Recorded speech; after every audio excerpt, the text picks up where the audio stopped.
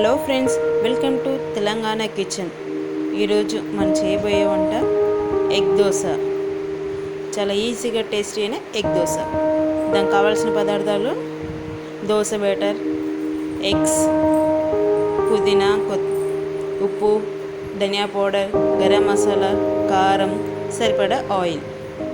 ఇప్పుడు చేసే విధానం: ముందుగా ఎగ్స్ బీట్ చేసి అందులో